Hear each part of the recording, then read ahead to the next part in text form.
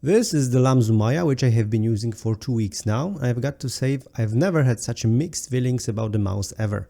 Let me start with the things I like, the shape and size. The Maya is more or less Atlantis Mini, but with a different approach to shape. It's much less aggressive with the hump at the top and flows down a bit more naturally, more slowly if that makes sense. The top point is also moved much closer to the center, which makes this a very well balanced mouse in terms of shape.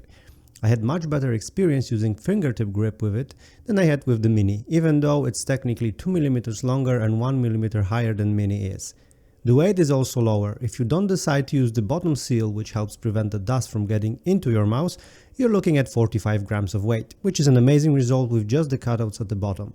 The mouse is also very well balanced, with the sensor being placed a bit closer to the front of the mouse, which is in my opinion a very good thing. I really like the side button clicks, they're snappy, fast and have very little pause and pre-travel. I'm not sure, however, if I like the feeling of the main buttons. This time Lamzu introduced their new custom-made Wano switches, and you can really hear the difference between Maya and Atlantis. For one, the switch feels a bit more muted, quieter, and maybe a bit less sharp. Some people will like it, but for me I think I prefer the one that's on Atlantis. I also think the switches are a bit less sensitive, meaning you need to press them a bit harder to get the click in. They do also have a small amount of pre and post travel, which increases as you press lower down the switch. Another thing I don't like is the scroll wheel. I mean, the clicks feel good, like with the previous model, but after 2 weeks I already hear some weird creaking noises coming from it.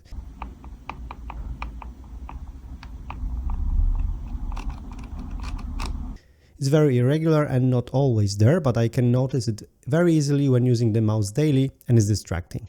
Not something I want to experience while playing a competitive game. I see similar behavior with the side of the mouse. The weird thing is, it only starts appearing after like 15-20 minutes of gaming, so I'm expecting there's some material inconsistency which shows after the mouse gets warm from your hands. And then when you press gently on the side, you can also hear a creaking sound. And I do mean really gently. Sometimes I experience it while just moving the mouse around while aiming, and again, it's not a deal breaker, but definitely an unnecessary distraction. The gray color I have here looks great, very understated and not gamery at all, which is something I really like. I'm not sure about the coating, however, which seems to catch a lot of fingerprints and gets shiny really easily, especially on the sides. Again, it's only been 2 weeks since I've been using the mouse and I'm slightly worried what's going to happen later on. Fortunately, it hasn't lost almost any of its grippiness. The gliders are okay, but I do believe replacing them with something aftermarket will get you better results. They do seem pretty thin as well, and when you press a bit harder, they will start to show the black color beneath, so they wear out pretty fast, I guess. In terms of shape and design, the mouse is great. Fits my play and grip style much more than the Atlantis Mini. I've had some great moments with it in Modern Warfare 3. It was easy to snipe or track other players that are close. But the great experience is spoiled by quality control issues, which I hope are not a common thing.